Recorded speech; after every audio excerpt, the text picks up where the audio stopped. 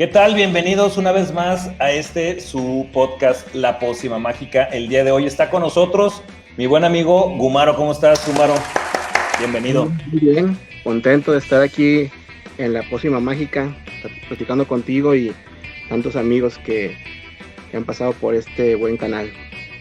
Bueno, pues ustedes no están para saberlo ni yo para contárselos, pero Gumaro tuvo durante muchos años una estación de radio por internet que, según medios, que no son medios amigos de Gumaro ni mucho menos, la mencionan y la señalan como una de las primeras radio por internet en México. Platícanos un poquito de ese proyecto que nació hace un montón, ¿no? ¿Hace cuántos años inició? Pues fue en el 2000, siempre también pasa eso, ¿no? Que hay como el plan de hacer el proyecto y de que se hace, de que se platica, reúne la gente, a que sale al aire pasan algunos meses, ¿no? Uh-huh. La idea sí fue como en el 99, uh-huh, y ya en el 2000 empezó a funcionar la estación. Uh-huh. Entonces, de hecho nunca supe bien el mes exacto en el que pudiéramos contar como el inicio del proyecto. Uh-huh. Me gustó septiembre como mes de la patria, yo creo, y uh-huh, como el mes del inicio del proyecto. Y sí, empezó en el 2000 y duró hasta el 2016. Órale. Oye, y la duda que yo tengo así de toda la vida es, ¿tú estudiaste, según yo, ingeniero en sistemas o qué estudiaste tú? Ingeniería en sistemas computacionales y cibernética. ¿Y por ahí empezó la inquietud o tú ya escuchabas alguna estación de radio por internet o de dónde surgió como esta idea? Pues accidentes que suceden y que tienes el compromiso y no quieres dejarlo, ¿no? Digo, pero tú ya eras consumidor, digamos, de alguna estación de radio por internet en ese entonces. No, nada, ni siquiera de eso. Todo fue porque escuchando una estación de radio normal en 103, el programa Graffiti, uh-huh, estaba Javier Castañeda y Juan Carlos Guerrero. Uh-huh. Era la primera emisión, de hecho, que había ese programa, ahí en Sonido 103, uh-huh, cuando era el rock, todo esto, ¿no? Uh-huh. Y ellos traían como productores a los Voodoo Glow Skulls a Guadalajara. Uh-huh. Y yo estaba escribiendo un correo y oyendo el programa, así por casualidad, ¿no? También. Uh-huh. Y mientras oía, quisieron regalar dos boletos para los Voodoo en el, uh-huh, Roxy. Uh-huh. Y pidieron que la persona que llegara al programa con un disco original de los Voodoo era el ganador. Uh-huh. Tú sabes dónde está esta casa que hizo como de cabina tantos años. Uh-huh. Está muy lejos de la... Muy lejos. La civilización, ¿no? Oye, que por cierto ya no se siente tan lejos. En aquellos años sí se sentía lejos, pero ya se pegó a la ciudad. Ahora sí. De hecho, hoy yo vivo muy cerca de esa cabina. Exactamente, también, aparte de todo. Además. Pero pues no había forma de ir a la estación, ¿no? Uh-huh. No tenían no tenía carro, no tenía un disco original de los Voodoo, por ejemplo, tampoco. Total que el programa se iba a acabar y nadie llegaba, nadie de Guadalajara, como que andaban en las mismas que yo. Uh-huh. Y dijeron, bueno, el primer correo que llegue, pidiéndolo se lo regalamos. Entonces mi correo que llevaba media hora redactándolo, lo borré y lo mandé y gané el pase doble. Yo ya tenía boletos para ese concierto, entonces estábamos en ese tiempo, eran los chats, no sé si recuerdas de terra.com. Sí. Ese tipo de chats que te ponías un nombre de usuario de lo que sea y ya casi era una personalidad lo que desarrollabas ahí, ¿no? Uh-huh. Me gustaba mucho ponerme de nombre de usuario Todos Tus Muertos, uh-huh, o el grupo de rock argentino. Uh-huh. Y platicaba mucho con una chava de Querétaro que se ponía de login Café Tacuba. Uh-huh. Y le dije, oye, me ganó boletos para los Voodoo, ¿no quieres venir? Me dijo, no, pues es que pues no hay forma, ¿no? Pero tengo un amigo en Guadalajara, una amiga que le gusta mucho y no tiene boleto. Pues pásame su contacto. Uh-huh. Me pasa el contacto, le escribo por ICQ, me parece que era en ese entonces. Fue antes que el Messenger, ¿no? El ICQ. Sí, antes. pues por ahí sí que yo la escribí, y era Jessica, que después estuvo en el programa con nosotros. Ya le dije, oye, me ganó votos para Voodoo, ¿quieres ir? Ah, no, sí quiero ir, pues a ver si mis papás me dejan ir, ¿no? Y yo así como que, bueno, pues sabes. Pues Jessica tenía 11 años en ese entonces. No manches. Y ya me dijo, no, pues sabes que no me dejaron ir, pero muchas gracias, pero cuando quieras te regalo un disco de los Voodoo que acá tengo, ¿no? Así pues uno pirata, pues, pero te regalo. Ah, bueno. A los meses quedamos de vernos para el disco. Luego pues como caballero que es uno, antigua, pues ya ves sí que es una mujer y que está chiquita. Oye, pues ¿dónde vives? No, aquí a 3 cuadras, te acompaño ahí a tu cuadra para que no te vayas sola. Y me presentó a su hermano. Y su hermano sí era consumidor de radio por internet. De una radio por internet que estaba en Estados Unidos y se llamaba Transmissions from Venus. Y entonces él sí era muy consumidor de ese medio, y él ya había hablado con ese chavo para hacer nosotros hacer la versión latina de ese proyecto. Finalmente me invitó. Yo iba a hacer solamente un programa de música rabalera, onda Los Ochimilcas, Marimba Coquita.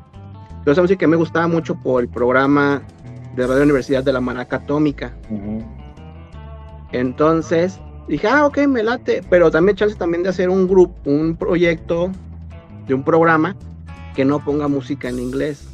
El programa se llama Mata Malinche.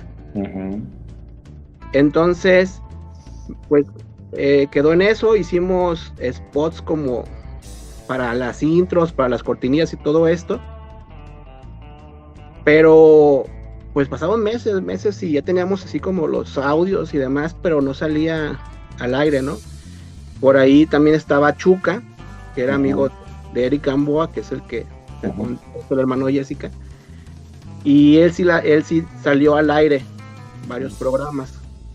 Pero en ese entonces lo único que hacíamos hacíamos el stream por Winamp.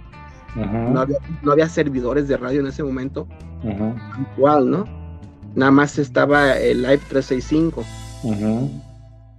Entonces lo que hacías es que nos mandaba el URL y lo pegábamos como nombre de usuario en el ICQ y lo compartíamos directamente. En el ICQ tú puedes agregar a quien quisieras.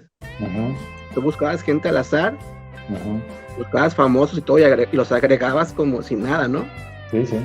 Entonces tú pasabas la liga, oye, estoy al aire, escúchame. Entonces a todos se les empezó a hacer como curioso que alguien pudiera hacer eso. Pero pues era nada más pues en tu lista de amigos como pasar la liga y ellos a lo mejor a alguien más. Y pues así nació. Creo que podemos decir que cuando se empezaron a transmitir los programas, que eran los de Chuca y los míos, fue cuando ya nació el proyecto. En una de esas, pues conocí a Jovito en Rock en Español. Él estaba ahí platicando con Tadeo. Yo llegué y le dije, oye, Tadeo ya era mi amigo, porque compraba muchos discos yo ahí.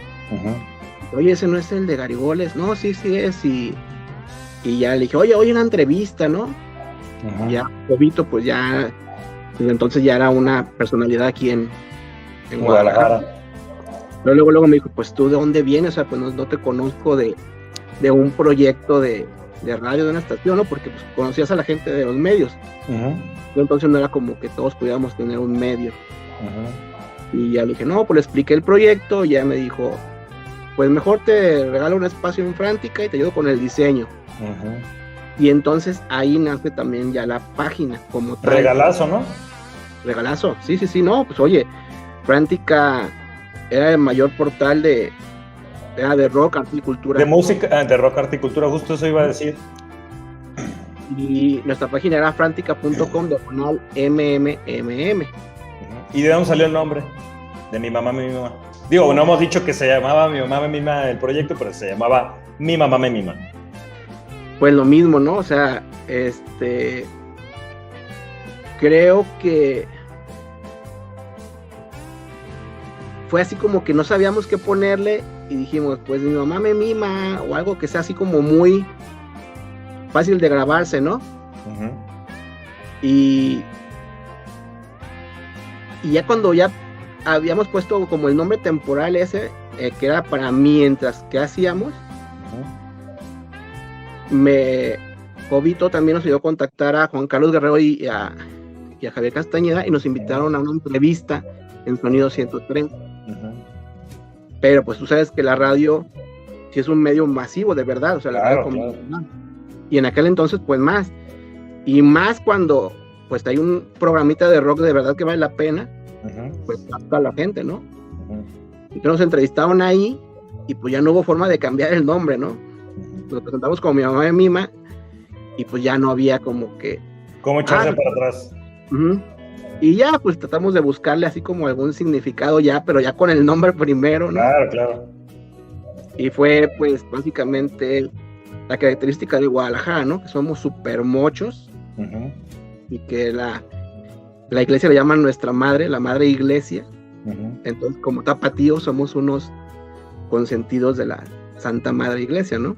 Oye, contrastante completamente con la imagen, porque el logo era como un esqueleto de un diablo, ¿no? Por supuesto. Híjoles, es que en ese momento ni siquiera era el logo ese. No, bueno, pero a la postre se volvería el logo eso, pues, ¿no? Sí, también ese logo, la historia tiene que ver con Jovito. El logo original eran dos personas bailando como elegantes, o sea, una mujer y un hombre, como bailando como un tipo de vals.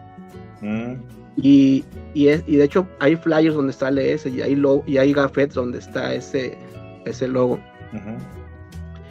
Pero ese Eric lo sacó de internet, no lo diseñó él. Entonces ese logo, de hecho Jovito lo animó para que parecía que estuvieran bailando en Flash, lo hizo en ese momento. Estuvieran bailando en la página principal. Y luego fue así como que, oye, no habrá bronca porque lo bajé de internet, y pues nos hubieras dicho, ¿no? Que lo bajaste de internet. Claro. Y Jovito así como que dijo, ¿les hago un logo? Sí. Y dijo, ¿quién quieren que use esto? ¿Los chavos? Pues sí, pues un diablo. Una calavera, y rápidamente los chavos se van a identificar.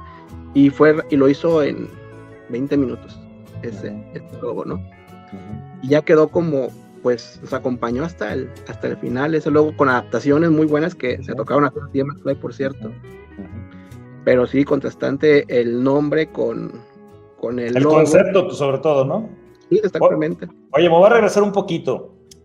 En ese entonces, obviamente, estamos hablando del año 2000, en donde para conocer de música había de dos: o te ibas a experimentar a un Mix Up o a un Mr. CD y escuchar música que más o menos podían poner ahí en los audífonos que había para este rollo, o la otra era investigar con tus amistades, con los tíos de tus amistades, porque ibas al tianguis cultural o ibas a estas tiendas justo como que acabas de decir, de el Nopalito, el Submarino Amarillo y demás, y entonces empezabas a escuchar por ahí discos y cassettes piratas para conocer bandas, y más o menos preguntabas, bueno, al menos así yo le hacía de, oye, es que me gustan los Cadillacs, más o menos por ahí, no, pues que los Auténticos Decadentes o que no sé quién, entonces ya te iban como pasando más tips y ibas agarrando música por ahí, por ese lado.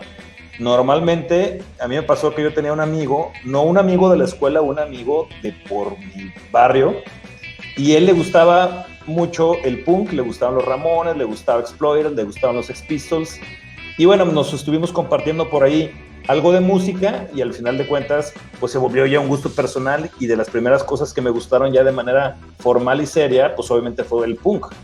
Entonces, pues obviamente vas conociendo más gente alrededor de la música, vas a conciertos y vas conociendo gente. Era un mundo distinto que el de ahorita, una manera distinta de conocer música. Y dicho sea de paso, era muy mal visto los conciertos en ese momento. Eran de marihuanos, de cholos, y sobre todo también ese género, pues porque por supuesto que ya existía Maná y Caifanes y Café Tacuba, pero creo que el rubro que nosotros escuchábamos, o vamos a decir los géneros que nosotros escuchábamos, eran medio, o siguen siendo un poco mal vistos, por no decir otra cosa, pero era difícil tener un círculo de amigos que les gustara eso mismo, era difícil encontrar esa música. ¿Tú dónde encontraste ese estilo musical, o dónde tomaste gusto por ese tipo de música? No sé si en la escuela o qué onda. Fue raro. Yo pienso que a mí, sinceramente, el rock me llegó ya grande. O sea, hablamos de la prepa, ¿no? Yo sé mucha gente que desde un niño oía rock por los papás, por los tíos. En mi caso no tenía esa influencia del rock tal cual.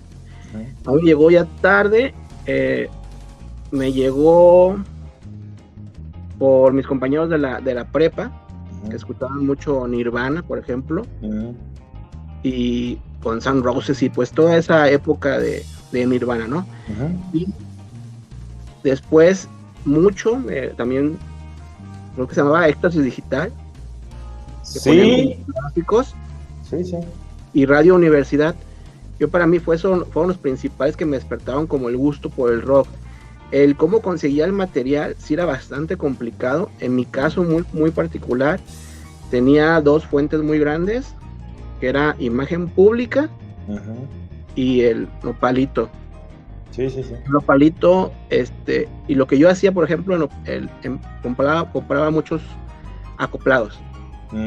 Ya. Y, por ejemplo, me gustaba el ska, entonces compraba uno de ska, y pues venían, no sé, 12 bandas, ¿no? Luego compraba uno de punk, lo mismo, así compilados, y fue como conociendo bandas. Después de ahí, la banda que más me gustaba... Oye, como los punkoramas, ¿no? Que salieron millones de punkoramas. Exactamente.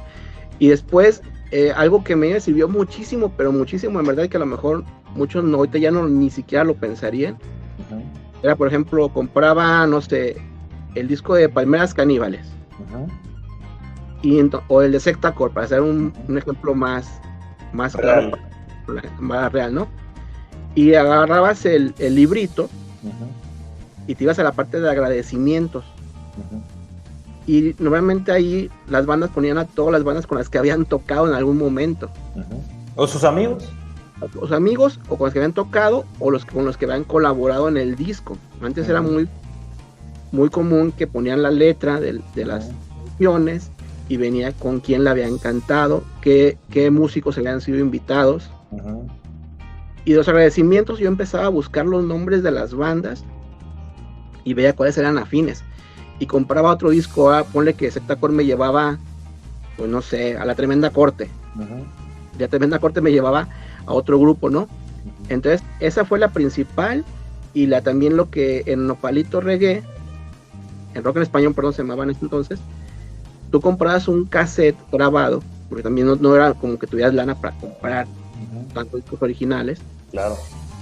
Y por alguna razón, yo pienso que para también ellos poder reciclar esta lana, sobregrababan algún cassette que no se había vendido, sobre volvían a grabar otro. Entonces, no sé, tú comprabas, no sé, la Polla Records, y se acababa el cassette, porque pues son canciones muy cortas, porque son rápidas, porque es punk, y te esperabas unos minutos y se oía otra banda, ¿no? Y ya tenía que, oye, esta banda que estaba aquí, ¿cuál era? Esta era tal banda. Oye, pues pásamelo, ¿no? Y entonces también eso me llevó también a conocer otras bandas, o sea, accidentes como esos. Pero ahí en Imagen Pública también había lo que tú dices, ¿no? Oye, una banda que suene como tal. No, sí, cómo no. También otra que también pero era muy complicado comprar ahí en el Roxy and Roll. Sí. Ahí compré muchos discos de Mano Negra. Y fíjate que también pasaba mucho que, por ejemplo, Imagen Pública tenía 2 sucursales, una ahí cerca de Mezquitán por Hidalgo, y tenía otra que estaba en Condoplaza del Sol, que era bien desconocida porque ni letrero tenía ni nada, y no había lo mismo en las 2 sucursales. Entonces a veces tenías que ir a 2 sucursales que estaban completamente del otro lado de la ciudad para poder acceder a cierta música, porque aparte de todo, yo me acuerdo que como que el dueño de Imagen Pública era más metalero, entonces a veces no le hallaba tanto al rollo. Sí, y que también le ayudaba también, también que le ayudaba. Sí, metaleros. Ajá, y cuando yo les preguntaba, oye, una banda, y le decían, a ver, ¿cuál banda? Y yo, Los Calzones Rotos. Y se atascaban de risa, ¿no? Oye, ¿cómo se llama la banda? Los Calzones Rotos. Y el gato, ¿no? Las pelotas y la chingada. Exactamente, entonces hasta se la curaba, ¿no? Pero los gatos siempre amables y siempre te recomendaban buenos materiales también, No, y si se los pedías, te lo conseguían. Sí, exactamente. Y todo eso fue mucho antes de, creo yo, de Mixup. Y luego ya cuando ya Mixup daba la posibilidad de escuchar el disco, no, pues ya era otro cotorreo, ¿no? Yo todavía recuerdo cuáles fueron mis primeros CDs, por ejemplo, originales. ¿Cuáles? Y el primero que compré y no tenía un reproductor de CD fue el Nirvana Unplugged, por la influencia de mis amigos de la prepa. Luego compré el de Dire Straits, donde viene de Sultanes del Swing. Sí. Y el Smash de Offspring. Fueron mis primeros 3 discos. Y ese de Dire Straits y este de Offspring fueron precisamente porque escuchaba en el camión esa estación de los clásicos. Pero aparte era que no te presentaban las canciones. O sea, nada más soltaban la rola así nada más, una tras otra, no tenían un locutor. Oye, y además en épocas donde qué esperanzas de chasamear, ay, déjala chasameo, tenías que ir a la tienda y me da la de tirin, trin, tin, tirin, trin, trin, trin. Literal, así llegué a Mr. CD de Plaza del Sol para el de Offspring. Y no lo tenían en la tienda, pero tuvieron que mandarlo a traer. Es que fíjate que en esa época sí había mucha cultura melómana, como que el CD sí hizo mucha cultura, porque yo me acuerdo que había un montón de tiendas, o sea, yo me acuerdo una que se llamaba ahí en Plaza del Sol Musicland, en ¿cómo se llama? Gift Box, había una que se llamaba en Plaza Arboledas, pero todas esas tenían como discos importados. De hecho, otro tienda que era muy común en ese entonces era el Quinto Poder, pero el Quinto Poder era caro, era tardado, pero estaba muy bien organizado porque tenían catálogos, eran como unos catálogos así como fotocopias, con unas claves y todo, entonces tú ya escogías ahí y podían tardar, haz de cuenta, no sé, 2, 3 meses, y a veces estabas desesperado ya porque querías que te llegara y te dabas la vuelta hasta el centro y nomás no estaban, pues. Pero lo que tenían estas tiendas de CDs, y por ejemplo como en el caso del Quinto Poder, era que era mucha música en inglés y poca en español. Por eso creo que estar hablando del Tianguis Cultural, de estar hablando del Tianguis Cultural en su ubicación original en el Excomercio del Carmen, por supuesto.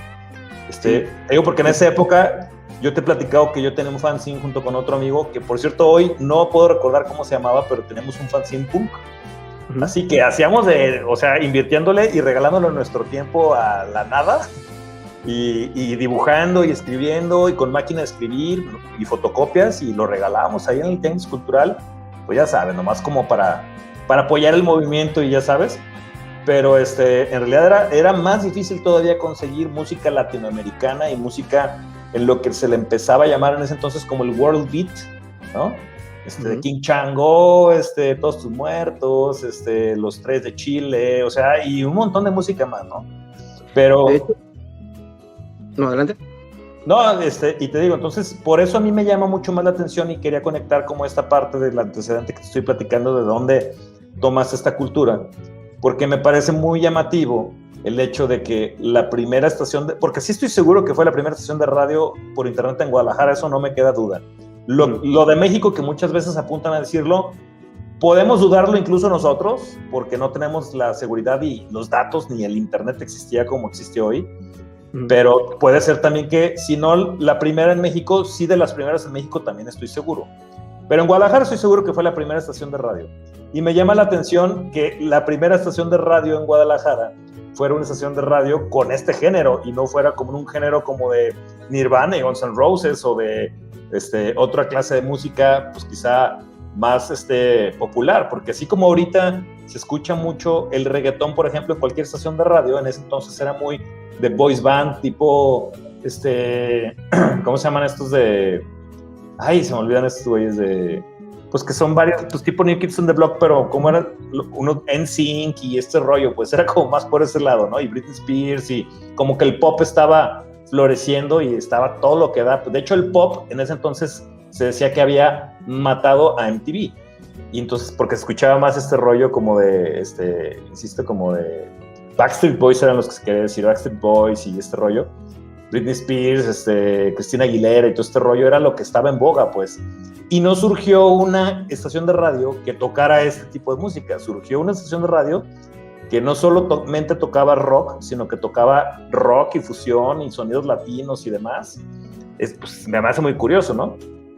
Yo creo que eso tiene que ver también con lo difícil que era en ese momento, ¿no? Volviendo un poquito atrás con lo de los discos, era tan difícil conseguirlos que tenías que hacer un clavado de esa música para realmente meterte en esos problemas, ¿no? Y cuando lo conseguías, pues te lo sabías de principio a fin. De hecho, en los tiempos era muy común que si decías, oye, ¿escuchas tal disco? Tú no hablabas de escuchar el sencillo, hablabas del disco. Claro. Entonces, sí era gente que nos clavábamos mucho en la música y que de cierta forma, pues nos buscamos identificarnos con estos artistas y hacer nuestro modo de vida a lo que tú estabas promulgando por parte de la música, ¿no? Claro. Entonces, esa misma clavadez, esa misma ir a contracorriente, y que no había los medios para hacer radios por internet en aquel entonces, fue que llevó a existir este proyecto de una forma como contestataria en cierta forma, ¿no? O sea, no voy a batallar tanto con tantas cosas, con tantas faltas de tecnología para hacer lo mismo que oyen en cualquier lado, ¿no? Claro. Incluso no era como que ponemos rock, pero ponemos todo, ¿no? O sea, Metallica no sonaba. Guns N' Roses no sonaba. No. Los Cadillacs no sonaban. No. Inspector no sonaba. Porque eran bandas que ya tenían esos espacios asegurados, ¿no? Entonces, pues, ¿para qué te vas a poner a hacer todo un desbarajuste y tanto esfuerzo para decir, oye, pues es lo mismo que escucho si prendo la radio en cualquier momento, ¿no? Y tenía que ir una radio pues con mucha ideología, ¿no? Y las bandas que poníamos compartían esa ideología y que le faltaban espacios, y creíamos que por lo pequeño que fuera, pues se iban a agradecer también ellos ese espacio, ¿no? Entonces yo pienso que eso que se creó en base a un concepto que no existía en ninguna estación de radio convencional, fue precisamente pues que nació de la terquedad de unas personas, ¿no? Que querían escuchar algo diferente y que estaban dispuestos a sobreponerse a todos los obstáculos que había en ese momento, ¿no? Que era un internet muy malo, que era telefónico, que eran velocidades muy lentas para bajar una canción, para transmitir, para hacer una página era muy complicado, para que todos tuvieran una computadora en su casa era muy complicado, no había teléfonos celulares obviamente, entonces para almacenar la cantidad de canciones tienes que comprar torres de 100 CDs para poder respaldar tu música, para tener una biblioteca digna de una estación de radio. Oye, ¿yo sabes qué me acuerdo? Me acuerdo como que alguna vez me tocó para mi mamá querer poner una canción y tenerla que ripear de algún disco que tenía, pues, o sea, tenía que extraerlo, ripearlo, convertirlo en MP3 y además bajarle mucho la calidad porque si no, pues no jalaba bien, pues. Entonces, ¿no? De hecho, yo tenía aquí acomodado, recordarás, en su momento tenía unos anaqueles y teníamos más de 1000 discos. Obviamente, yo pienso que el 70% o el 80% eran piratas, porque era inconseguible, o sea, era material que no podías conseguir aquí, aunque quisieras y tuvieras el recurso, ni siquiera podías conseguir todo, ¿no? Y aparte muchos eran demos de las bandas locales que queríamos darles un espacio, ¿no? Pero era y teníamos ese cotorreo de hacer a la gente que convivía con nosotros y pedía sus rolas, y pues muchas veces eran las mismas bandas que poníamos, las bandas locales que te escuchaban y querían oír su música, y tenías que pararte en este momento y meterlo en el lector de CD, ripearlo y ponerlo, porque la transmisión tampoco era en vivo 100%. En los inicios no era en vivo 100%. No, grabábamos los bloques de voz. Sí. De hecho, de ahí nació para nosotros un concepto que era de poner bloques de 2 canciones, porque era para darnos tiempo a grabar el siguiente bloque de voz y a buscar el disco y convertirlo a MP3 y ponerlo en la lista del Winamp para que pudiera salir al aire. Sí, o sea, algo que no estamos diciendo porque lo asumimos nosotros que lo vivimos, es que era un proceso sumamente complicado hasta el último día que lo hicimos, pues porque realmente pues no era como que tuviéramos hardware ni que tuviéramos software. Por ahí, no sé si te acuerdas, bueno, tú sí compraste hardware en algún momento, o sea, te fuiste haciendo de un acervo importante de equipo. Yo por lo menos, en su momento, no sé si te acuerdas que me compré un par de micros y una consola más o menos buena, ¿eh? ¿Te acuerdas que tenía yo para transmitir? Una consolita que nomás la compré para eso y que no costaba $2 además, o sea, le invertíamos lana y le invertíamos tiempo a un proyecto pues que en su momento nos dio muchas satisfacciones. Pero me voy a regresar un poquito también a algo bien importante que dijiste hace rato.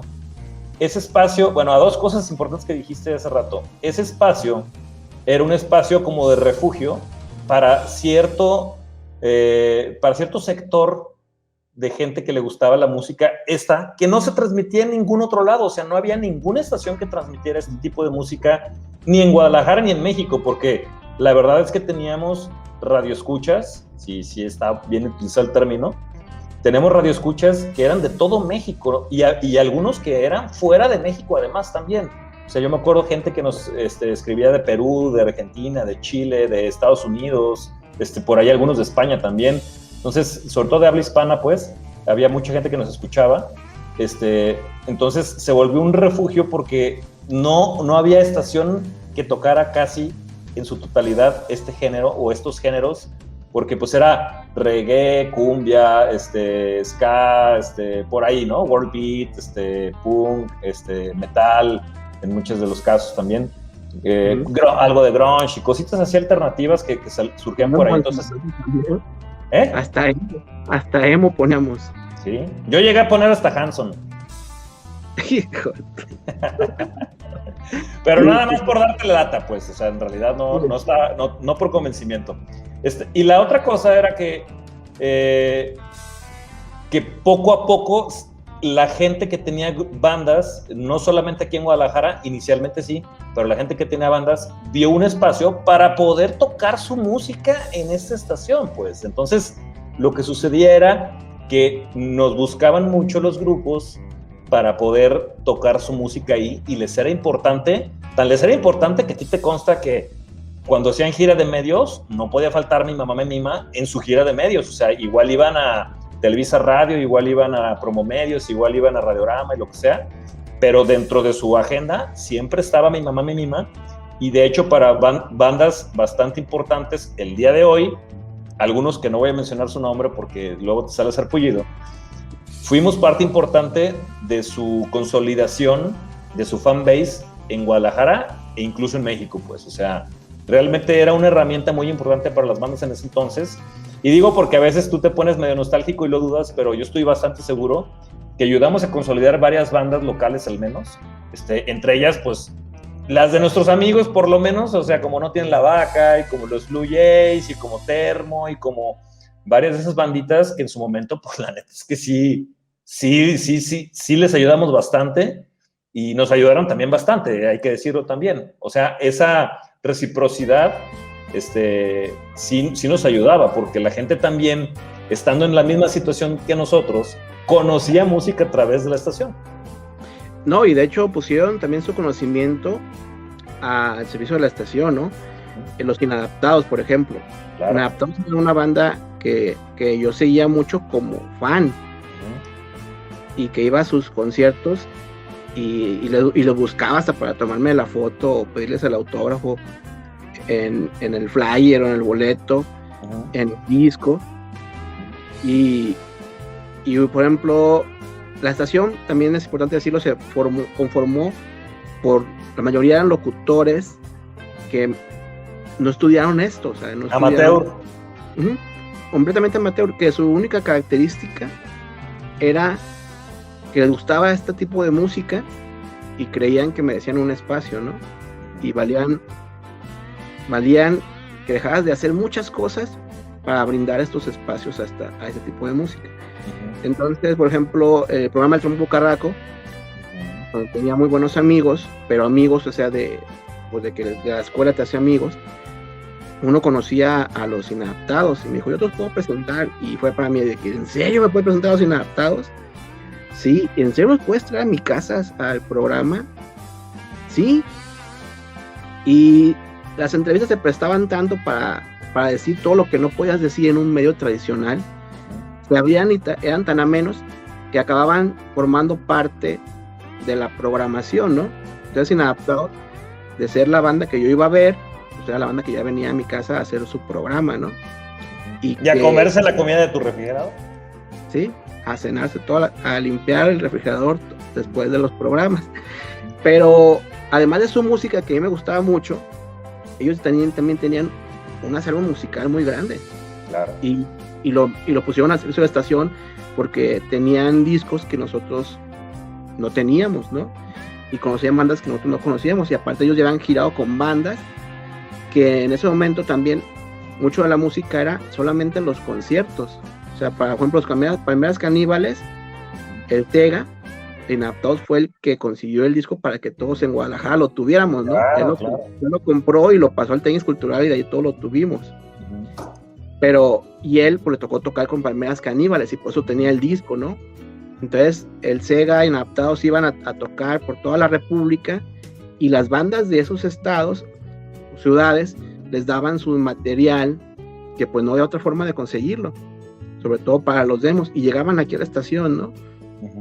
Entonces no solamente nos dieron su música las bandas de aquí, nos ayudaron a que la estación tuviera una identidad, que era apoyar el rock local. Obviamente mi mamá y Mima, si nadie nos da su material, pues no hubiéramos hecho nada, porque no lo conseguíamos. O sea, no puedes ir a Mixup a comprarlo. Sí, es que originalmente las canciones eran lo que nosotros escuchábamos de fuera, pero con el tiempo se fue nutriendo de las mismas bandas que conocíamos, pues. Yo la verdad, aquí en esta su casa, mi papá se sorprendían de que llegaban material de Rusia, Alemania, demos de Inglaterra, de que por alguna forma encontraban la estación y se daban cuenta que podíamos poner su música, y no les importaba mandar un paquete que, si ahorita es caro, imagínate que entonces mandaron a Guadalajara con la única intención de que lo pusieras. Y tengo muchos de esos demos, o sea, que de bandas que nunca hubiera imaginado, ¿no? Llegaban de todos lados, precisamente porque los poníamos. Siempre dimos el espacio a cualquier banda que nos mandó su material. Buscábamos el programa que se identificara con su género, pero los poníamos por lo menos una vez, ¿no? De menos. Y siempre que pedían una entrevista, tratábamos de que viniera a la cabina. Y fueron bandas, o sea, a mí, por ejemplo, en lo personal, así como vinieron los Inadaptados y tantas bandas locales, pues aquí en esta casa también estuvo Fidel Nadal, ¿no? Claro. Que sí, en su momento yo era todos tus muertos en el chat de Terra. Fíjate lo que para mí era tener que Fidel Nadal enfrente, aquí a 20 centímetros platicando de la música, ¿no? Y a los Secta Core aquí en los sillones de aquí, ¿no? Una banda que más veces yo pienso que he visto en toda mi vida. Y en ese momento, por ejemplo, la radio, lo único con lo que se podía hacer, el micrófono era un micrófono de esos de clip, no sé si los recordarás, omnidireccionales, y la computadora pues eran los monitores esos gigantescos, los monitores, que era sobre un mueble de computadora tradicional, y con cinta tenía pegado en la puerta el micrófono omnidireccional, ¿no? Y las bandas venían después de haber estado, pues, esta Secta Core estaba con Sony, llegó a estar con Sony, ¿no? No sé si Sony o BMG, me parece que Sony, pero haber estado, pues, la entrevistada a Televisa y aquí Sonido 103 y demás, iban a mi mamá y a mí, me se la pasaba muy chido, porque precisamente aquí sí les dábamos la libertad de expresarse como realmente querían hacerlo, ¿no? No por un contrato de una disquera, de un organizador, sino que les dabas el espacio, ¿no? Con Escape tuve una entrevista de 90 minutos y le regalé una playera y el Pulpo salió a tocar con esa playera en la concha acústica porque le gustó, pues que no te mandaba a alguien a hacer las entrevistas, sino que era un chavito en ese entonces, pues que creía en tu música, que tenía una identidad y quería hacer algo libre de todos los compromisos mercantiles para darle un paso a la música, ¿no? Y Oye, y finalmente creo que muchas de esas bandas, además, gente de esas bandas, terminó siendo locutores también en la estación. Claro, sí, en su momento tuvimos aquí la buena suerte de tener al vocalista de Secta Core, con un ex bajista. Tenían su programa desde el Estado de México, un programa de ska, y lo mismo, o sea, ellos conseguían ska que pues nosotros nunca íbamos a conseguir, ¿no? Claro. En Argentina también tenemos un programa con los Dragones de Nano. Mandamos su material, luego fuimos allá y les preparamos todo para hacer programa, hicieron su programa allá. Vamos a tener programas desde Estados Unidos, desde Argentina y México como países. Y ya de ciudades, pues estaba Cancún, en México estaba Cancún, estaba Tepic, Puerto Vallarta, no recuerdo qué otra ciudad había, y Guadalajara. Y de fuera de aquí pues estaba Temperley, y estaba en Los Ángeles. Tenemos un programa también que se hacía desde Los Ángeles, que era una chava de El Salvador pero que vivía en Los Ángeles. Pero finalmente pues todos eran lo mismo, ¿no? O sea, gente que incluso llegó como escucha y acabó formando parte del equipo porque desde escucha entendió lo que queríamos hacer con el proyecto, ¿no? Y que fue mi caso, pues yo empecé como escucha, por escuchar al Wix, que tuvo varios programas, y de repente me decía, güey, pues vente a cotorrear, porque en ese entonces él vivía solo y como que yo creo que le daba más hueva hacer solo el programa, me invitaba a hacer, y ahí íbamos a grabar, y pues se ponía bien porque pues era un lunes, martes que no tenías nada que hacer, echabas tu chelita, cotorreabas, ponías música, a veces yo me llevaba algo de música que era, volvemos al mismo dinámica, y finalmente me gustó, y ya no me acuerdo si yo te pedí un programa, tú me lo ofreciste, o no, ya ni me acuerdo cómo terminó eso, pero finalmente ya tuve, creo, 3 programas ahí en mi mamá misma al final. Sí, creo que fue de que Wix se despegó un poquito del programa y decidiste mejor hacer el tuyo, pues con un concepto ya más enteramente McFly, ¿no? Sí. Pero sí, o sea... Que bueno, la música no variaba mucho, pero lo que variaba más bien era como ya el formato, ¿no? El formato del contenido al final, pues. Te iba a decir otra cosa, digo, porque nos queda muy poco tiempo para contar tanta la historia. Podríamos pasar aquí 10 horas platicando de mi mamá, mi mima. Pero bueno, finalmente estamos hablando que comenzó por ahí del año 2000.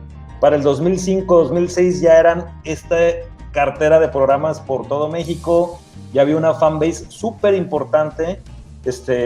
Además de todo, quiero decir que algo muy valioso de la estación es que en su momento pues nos hicimos muy amigos todos, pues entonces éramos una comunidad bien importante que convivía fuera de los programas, porque en realidad nunca convivíamos ni en persona ni nada, o sea, pero convivíamos yendo a conciertos, por ahí se hacían hasta torneos de fútbol, había mucha parafernalia, que eso también era bien importante y muy característico de mi mamá mima, que había que los pines, que la calcomanía, que la playera y que todo, y la gente los pedía, la gente se los arrebataba, o sea, quería tener esos souvenirs, y todo fue como conjugándose así perfectamente para que fuera pues una estación de radio muy exitosa. Incluso voy a decir que muchas estaciones grandes o no tenían la infraestructura o no les interesaba introducirse al medio de la radio por internet.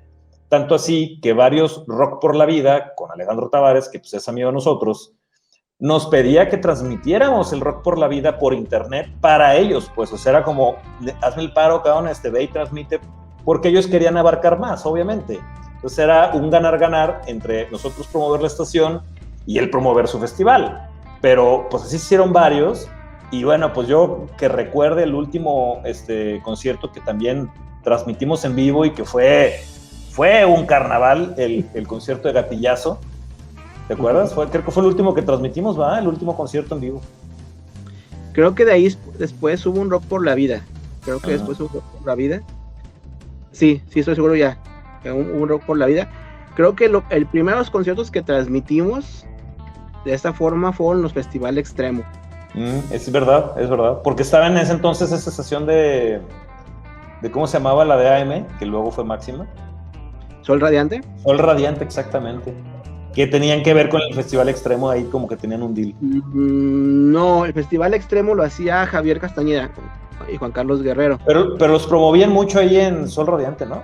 ¿O no? ¿O me estoy confundiendo? No, Sol Radiante ya llegó despuesito. Fue ya la estación ya que ya un poco más afín con nosotros en cuanto a su contenido. Pero sí ya llegó unos 5 años después que nosotros, Sol Radiante. Y el extremo, todo fue, no me acuerdo si fue por Tavo o por Yoshi, creo que por Yoshi, que tenía dificultades para tener internet en su casa, y descubrió que había un proveedor que tenía internet satelital. Y pues como siempre, ¿no? O sea, tenemos esto, ay, ¿qué podemos hacer con ello, no? Era lo que, pues sí, salimos a las calles a transmitir, güey. Entonces, lo que no hacían las estaciones grandes, transmitir conciertos en vivo en ese momento aquí en Guadalajara, que no querían, no sé si tocaba, lo hicimos, ¿no? Y entonces agarramos el internet satelital del Yoshi, nos trepábamos a algún, yo soy ingeniero en sistemas como tal, pues ya llevaba mi cable de red, lo ponchaba y lo conectaba a mi laptop, y pues como es satelital, pues era un aparatito que tenías que orientar tal cual, pero en un concierto pues tú estás al nivel del piso junto a la consola, entonces teníamos que montarnos a veces en los techos de las estructuras y amarrarlo con cinta orientado ya con el cable de red a la computadora. Bueno, recuerdo muchas condiciones así, casi infrahumanas de transmisión. Sí, de hecho... Que atentaba contra nuestra integridad y seguridad. Sí, de hecho hay una foto muy buena de un día que transmitimos un aniversario de la Mutualista. Y pues la Mutualista es un edificio viejísimo. Y las paredes de esos edificios, pues esas casas son gigantes, o sea, son súper gruesas. Ajá, entonces tú tenías que llegar en el lugar y no era de que llegabas 3 días antes a hacer la prueba de señal y todo esto, ¿no? Yo tenía un cable gigantesco de 100 metros de red, y era llegar y pues aquí no llega, pues qué, pues vamos a empezar, y ya empezabas así a salirte, y había una escalera como tipo esas que llaman de bombero o de marinero. Sí. Y ahí estoy trepado yo, y lo pusimos ahí en una orillita de la azotea, ya agarró súper bien, y ya nomás agarramos el cable y estamos echando el ojo de que no se fuera a caer el módem, porque pues era rentado. Entonces me acuerdo que transmitimos en la Mutualista, el Teuyoc, transmitimos varios conciertos de Barrio Zumba, también el festival. ¿Sabes cuál me acuerdo? En un aniversario de mi mamá y Mima, que estábamos en un lugar allá en el centro, ¿te acuerdas? Pero que transmitimos en un tapanco, y ese tapanco, es más, tú sabes que estaba a punto de caerse, o sea, tenía hoyos en el piso muy cabrones porque era pura madera, y hay fotos que se ven nada más así como aquí el escritorio, la computadora, y se ve así el vacío abajo, ¿no? Cabías sin problemas hasta toda la pierna, hasta la cintura. No, güey, cabía un cabrón completo. Y ahí estaba la antena, estaba ahí en ese, y a veces la subíamos también a la azotea. Me tocó subirla con Wix también a la azotea porque pronto no llegaba, ¿no? ¿Cómo se llama ese lugar? Era el Salón Underground, ¿no? Sí, Salón Underground, con Z, ¿no? Salón Underground, sí. Ajá. Mariano Bárcenas, Sí. en la calle, una media cuadra de Hidalgo. Sí, casi llegando al mercado Corona. Sí. Corona. Sí, entonces fueron varios, la verdad es que, y ese de Gatillazo también estuvo, pues nos tocó en medio de todo. Bueno, es que ustedes no, a lo mejor no lo saben, pero bueno, Gatillazo es el proyecto de, ¿cómo se llama este güey? De Evaristo, que quien era el vocalista de la Polla Records. Entonces, bueno, pues toda la banda punk, pero punk de verdad, no como nosotros, no, de los punks que viven debajo de las alcantarillas de Guadalajara. La del DF, la que vino. Salieron de las cloacas, vinieron un montón de camiones así, todo el rollo. Y pues la neta es que nosotros sí éramos como uno de los medios oficiales. De hecho, ahí tengo, con mucho orgullo, tengo mi Dafet, que tiene la cara de él, así, caricatura.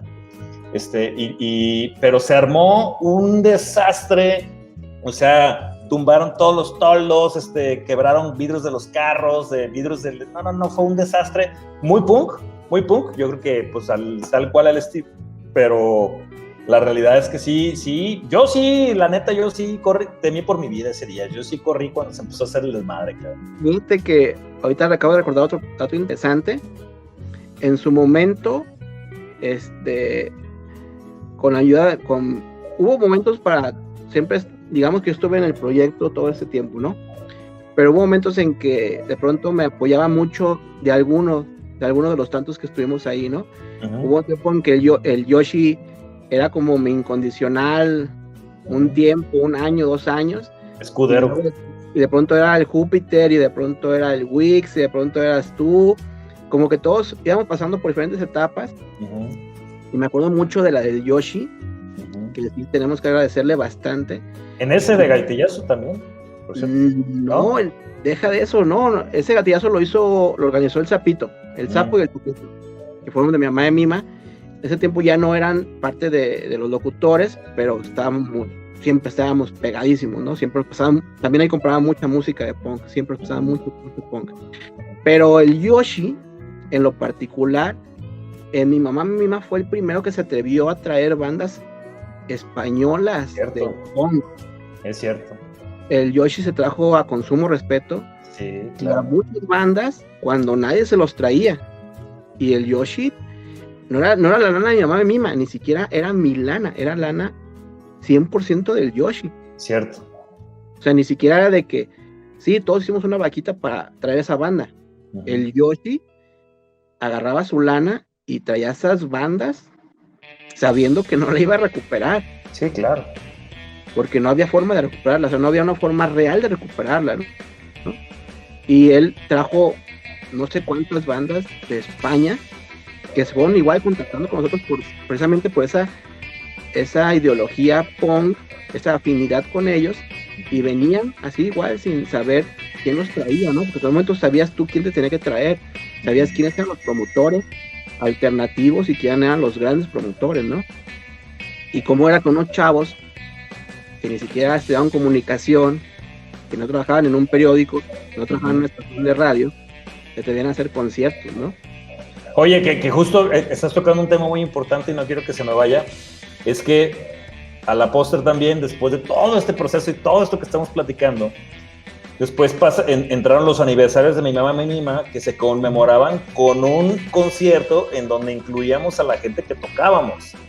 Y entonces... Claro. Digo, a la gente que tocábamos y a otros más como Van Troy y de repente sí, gente más ponchadota, ¿no? O sea, y yo la verdad, yo me extasiaba porque era como este rollo de fanito, de que pues nunca pensabas que ibas a conocer a esos personajes, ni mucho menos, pues, o sea, yo me acuerdo perfecto una vez que fuimos Wix y yo a entrevistar, por ejemplo, al Sargento García, y yo decía, no mames, güey, ni en el mejor de mis sueños me hubiera tocado entrevistar al sargento, que eso no fue un aniversario, pues, pero sí conocimos mucha gente que admirábamos y eso era, pues, suficiente recompensa para lo que le invertíamos, porque deben de saber ustedes que cuando tú le pedías un proyecto a Gumaro decía, sí, cabrón, nomás no tienes que fallar y tienes que conectarte a tiempo y hay de ti con que falles porque te voy a quitar el programa y la chingada. Entonces, sí era mucho estrés porque la verdad es que también o sea, se entendía que era la edad y que era un género pues que se prestaba a ser como medio informales, yo digo, pero la realidad es que la seriedad del proyecto fue lo que lo hizo crecer. Entonces, Gumaro sí era muy estricto para esa disciplina que había que meterle al proyecto. Y entonces,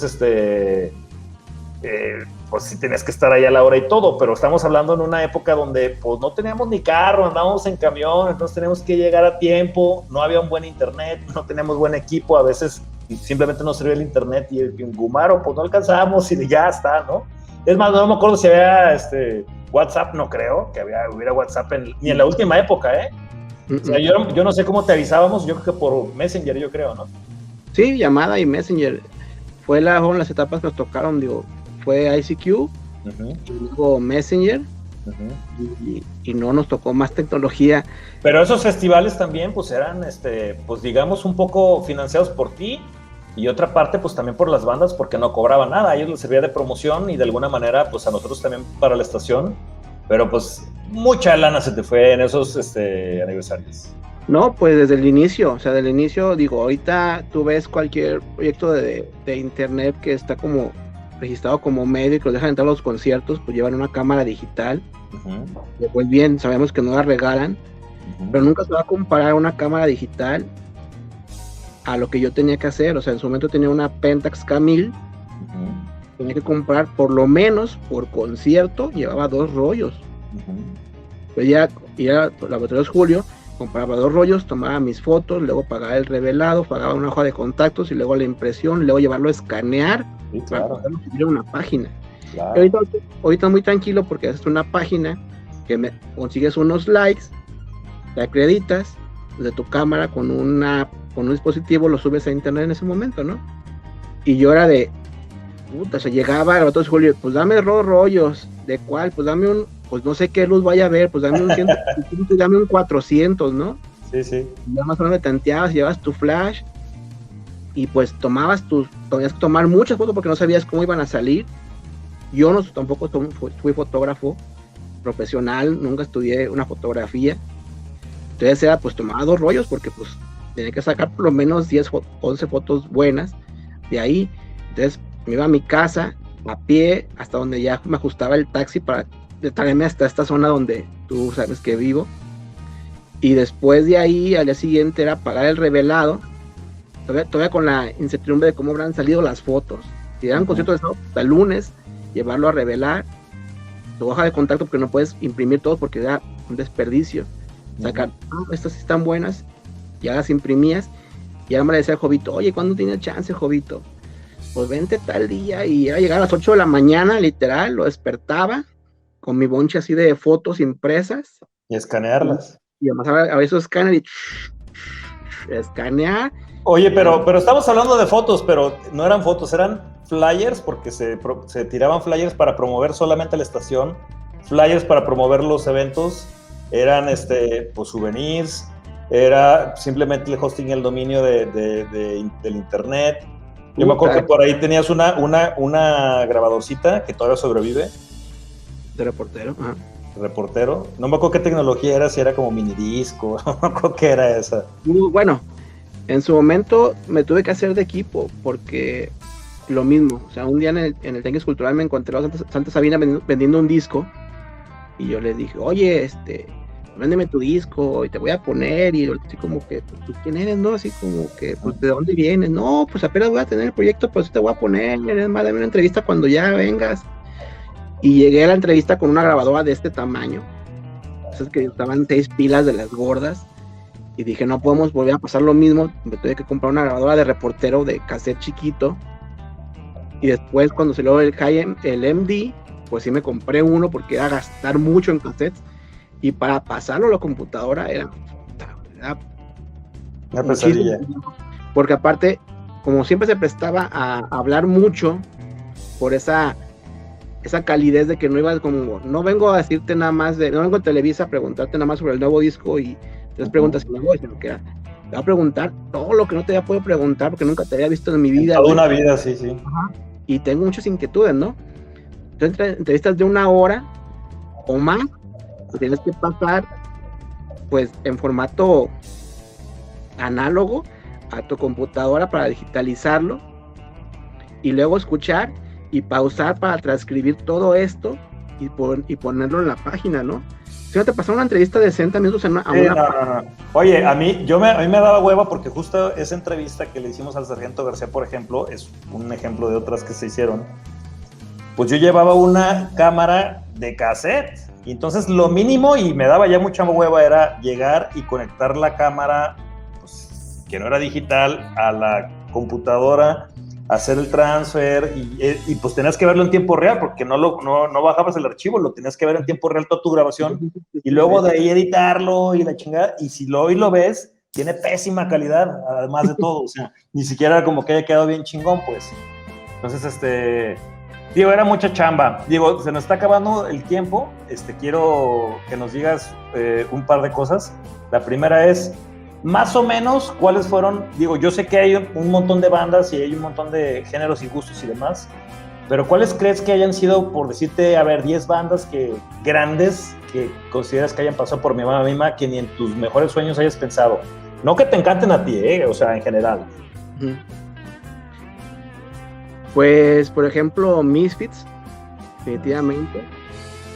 Me tocó muchas veces interactuar varias veces con ellos y que me firmaran y me grabaran y que me saludaran, pues ya fue para mí un logro, ¿no? En lo personal, digo, por ejemplo, Secta Core y Garigoles, no porque sean nacionales, para mí no fueron importantes, ¿no? O sea, a mí me marcaron mucho en su momento y sin ellos no hubiera podido hacer nada, ¿no? Y precisamente por ese gusto, por esas bandas fue que teníamos la pila para sortear todo esto, ¿no? Los Ramones, pues te puedo decir que me tocó llevar a Marky Ramón al aeropuerto en mi carro, también traer en mi carro al sargento a Bruno cuando vino con Ojo Can, por ejemplo. Entonces puedo decirte que Sargento García para mí representó mucho cuando vino al Roxy en la cuestión de ese tipo de música, pues para mí fue lo más marcado, ¿no? Todos tus muertos, Misfits, Garigoles, Secta Core, ¿quién más? Se me van a escapar, la verdad es que muchísimos. De bandas locales también, pues Fallas del Sistema, o sea, para mí, o sea, mucho de mi personalidad, ¿no? Los mismos Inestados. Pues de Argentina, los que no quiero ni mencionar, por ejemplo, ¿no? Sí. Nos llevaron realmente a darnos cuenta de otras formas que lo que no se debe hacer, ¿no? Claro. Pero yo pienso que son las principales, son las que más nos dejaron cosas.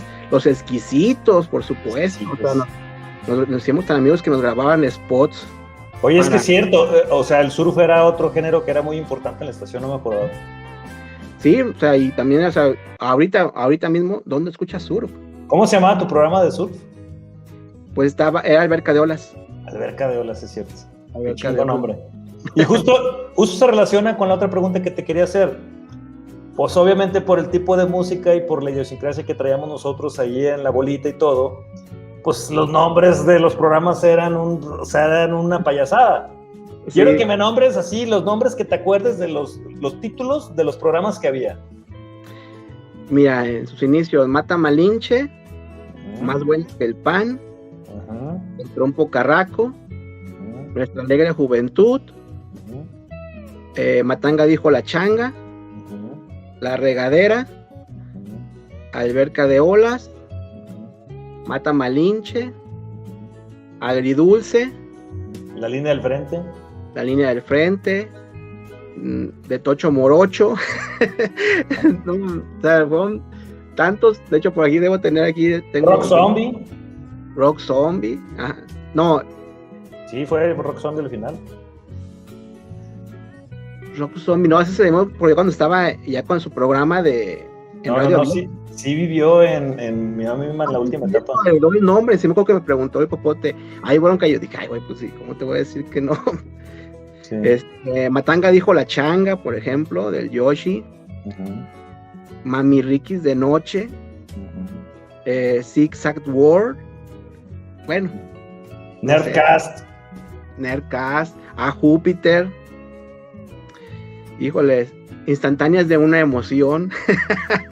Era, no sé dónde sacábamos tanta Oye, además, bueno, la creatividad que tenía las cortinillas y demás, yo creo que fuimos precursores en mucho de esa creatividad, porque después, obviamente nosotros lo hacíamos con bien pocos recursos y así chafa, pero le metíamos creatividad a los spots, o sea, a las cortinillas y demás, tenían humor, tenían cierto grado de cultura en algunos casos, cierto grado de crítica política, o sea, creo que después ya lo vi y lo sigo viendo en algunos casos de otras estaciones y otros proyectos, pero en ese entonces era súper precursor, o sea, la neta es que creo que sí levantaba ámpula en cierto, pues en ciertos sectores aquí del gobierno y demás, o sea, como que no creo que les cayéramos muy bien, nos conocían y nos conocían bien, nos conocían mucha gente de la UDG, nos conocía mucha gente del gobierno, tanto que la última cosa que quería decir era que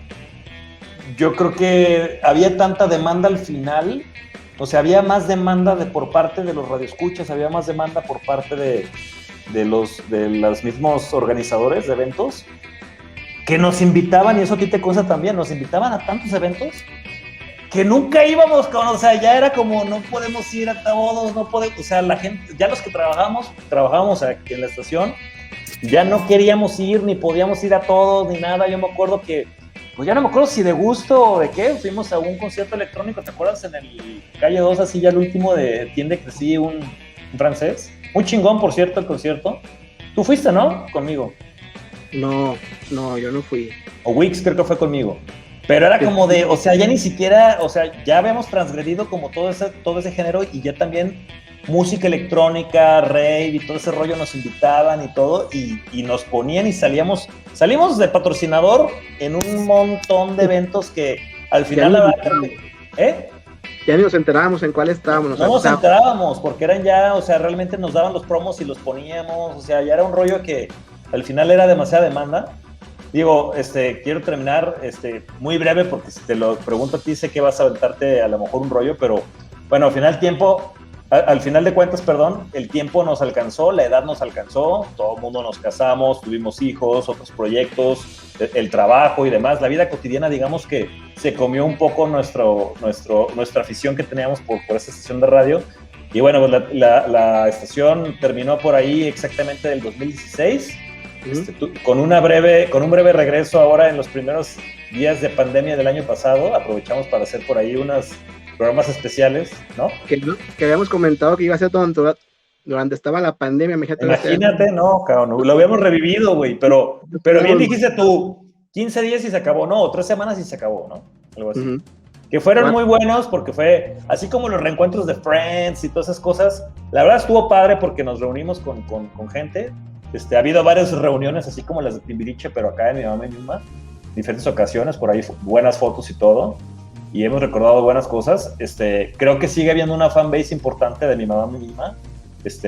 Siguen esperando que hagamos algunas cosas. Yo ahorita me estaba preguntando que si en algún momento sería bueno, digo, no te lo voy a preguntar a ti porque vas a decir que no, pero estoy pensando yo si en algún momento rescato esas entrevistas y podría ser un canal, podríamos, si me dejas, jefe, hacer un canal de Spotify en donde podamos subir esas entrevistas, que imagínate esa entrevista ahorita, esa entrevista de ¿cómo se llama? La que dijiste que le hiciste a estos de... Sabina o Escape. Santa Sabina, cabrón. No, pues digo, todos son interesantes, pero imagínate la Santa Sabina que ahorita ya que murió Rita Guerrero y todo, no mames, o sea, estaría... Rita no quiso la entrevista, ¿eh? Bueno, pero de todas maneras ahí está la información, estando Rita, digamos, en esa etapa, pues, o sea, hay un montón de información ahí súper valiosa que debes de tener por ahí guardada y que será bueno digitalizarla de alguna manera ya en streaming, porque estoy seguro que a la gente le gustaría y pues no tiene caducidad en streaming, ¿no? De alguna manera creo que no estaría mal. Es más, hoy en la mañana iba en el carro y iba escuchando Calimán, así de retro. De retro, pero lo que te digo es que en el streaming no mueren las cosas. Sí, es complicado. Obviamente no tengo problema. A lo mejor va a haber cosas que ya no son tan bien recibidas, ¿eh? O sea, la sensibilidad de hoy en día con respecto a aquel entonces, pues tocábamos temas que ahorita ya seríamos virales y ya habrían dado dónde trabajamos y ya nos hubieran pedido que nos corrieran de las empresas. Sí, eso. Pero fíjate que ahorita en las plataformas, para empezar, se entiende, o sea, hay una leyenda que sale por ahí en algunas películas de Disney que dice que los valores de ese entonces ya no atienden a los valores actuales de la compañía.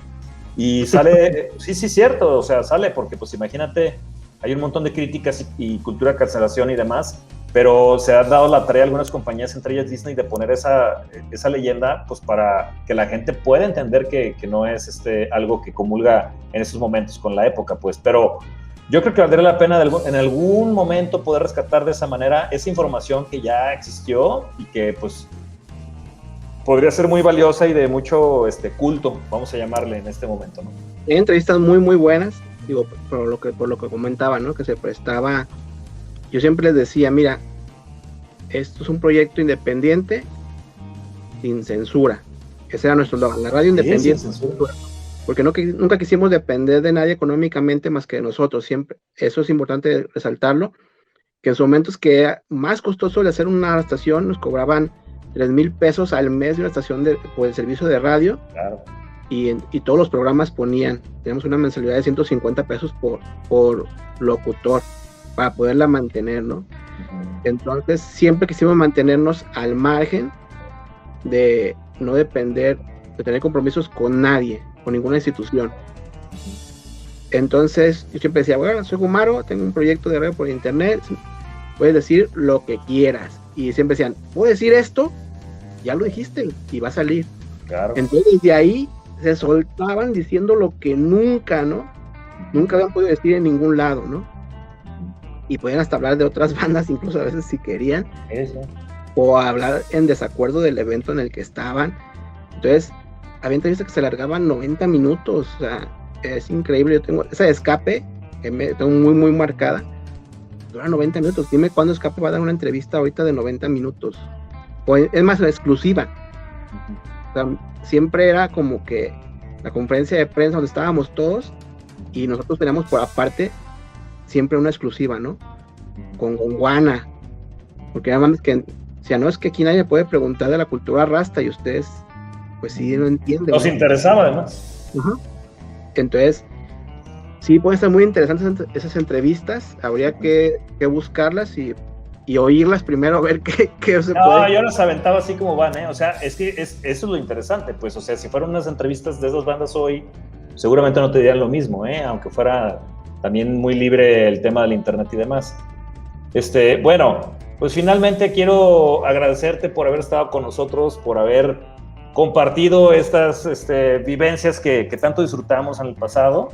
Y ya sabes cómo termina este programa siempre y es preguntándote ¿cuál fue la pócima mágica de Mi Mamá Me Mima para que fuera una estación tan escuchada, con tantos fans, tan querida? O sea, ¿qué hizo la magia, qué hizo la diferencia para que fuera ese proyecto tan enorme que fue en algún momento Mi Mamá Me Mima?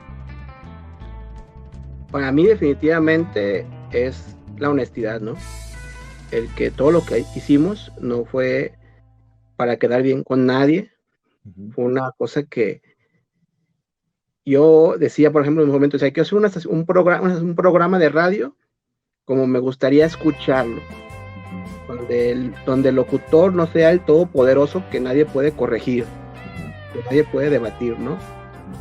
Entonces, yo pienso que esa honestidad a hacer lo que tú creías por convicción y sin dejar de estar y sin ponerte en otro nivel diferente, fue lo que nos hizo hacer clic con tanta gente, ¿no? Que vieron que nunca buscamos ser famosos, que nunca buscamos sacar un beneficio económico, ni ser más que nadie, ¿no? Para mí es eso, la honestidad de hacer algo por puro gusto. Ya tenía yo mi trabajo aparte de ingeniero de sistemas, mi chamba de 8 horas, pero el hacer el radio era el pasatiempo que hacías por gusto, como ahora sería ver una serie en la tele, ¿no? Claro. Para mí la pócima mágica es hacer las cosas con corazón, por gusto y convicción. Pues yo me quedo también con que la pócima mágica de Mi Mamá Me Mima fue que todos los astros se conjuntaron en ese momento para que sucediera, porque lo que sí estoy convencido, y ya lo hemos platicado tú y yo en varias ocasiones, es que el día de hoy sería básicamente imposible hacer ese proyecto por muchas razones, pero para mí la principal es que pues hoy le cuesta mucho trabajo tener compromiso con muchas cosas que son más de primera mano, más de primera necesidad, como pues la chamba y cosas así, la familia y demás. O sea, hoy el compromiso que teníamos en ese entonces de no ganar un peso y al contrario a veces hasta ponerle, y de invertir el tiempo y de invertir en investigar y en buscar y todo este rollo, híjole, yo creo que hoy muy pocos proyectos nacen así, ¿eh? O sea, es mi opinión. Ya saben que aquí también yo puedo decir lo que yo quiera porque pues es mi canal. No es cierto. Pero yo creo que hoy costaría más que nada muchísimo trabajo en ese sentido, ¿eh? O sea, las cosas se conjuntaron en ese momento. Otra cosa muy importante, y que eso es algo que especialmente yo valoro muchísimo, es la amistad que existía. O sea, la amistad que muchas veces más bien no existía, pero se generaba y se gestaba dentro del grupo que éramos, pues, ¿no? Hoy puedo llamarte a ti amigo, de mis mejores amigos, y bueno, pues creo que siempre hemos sido bien honestos en todo lo que nos hemos dicho y hemos tenido una gran amistad, pero a raíz de Mi Mamá Me Mima, y igualmente con muchos de los otros locutores de la estación, y que hoy en día pues sabemos que estamos ahí a una llamadita o a un WhatsApp de cualquier eventualidad. Te agradezco mucho, no solamente tu presencia, sino la gran amistad que me has brindado a mí, y pues gracias por estar aquí. Hombre, al contrario, soy aparte de todo, soy fan de este canal, lo sabes, te he felicitado por ello, por las entrevistas que has tenido, y pues no, también agradecerte a ti, no solamente por esa entrevista, sino por acordarte de nosotros, y por todo lo que dejaste de Mi Mamá Me Mima, ¿no? Todavía hay cosas que recientemente siguen saliendo en base a lo que tú nos dejaste ahí en diseño, en ideas, en imagen. Creo que la imagen fue una parte muy, muy, muy importante de Mi Mamá Me Mima, y gran parte de ella recayó sobre tus hombros, y que ahora me doy cuenta lo costoso que es hacer una imagen para una empresa, para un proyecto.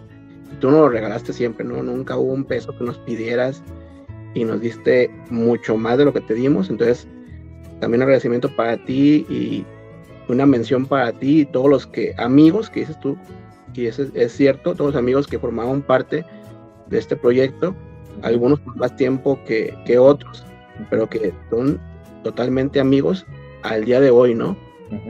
Y que seguimos viendo y seguimos extrañando y seguimos platicando.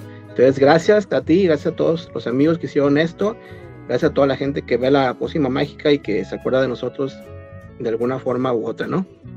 Bueno, pues esto fue La Pócima Mágica, ya saben, denos seguir, denos like, píquenle la campanita para que les notifique cada vez que subimos alguna pendejada de video. Esta fue muy buena, pero normalmente subimos muchas pendejadas, entonces acuérdense de nosotros y compártanos con sus amigos, pues para que conozcan a personalidades como la de este señor que estuvo el día de hoy con nosotros. Muchas gracias, nos vemos y arriba las Chivas. Claro que sí, cuídense, estén muy bien, arriba las Chivas.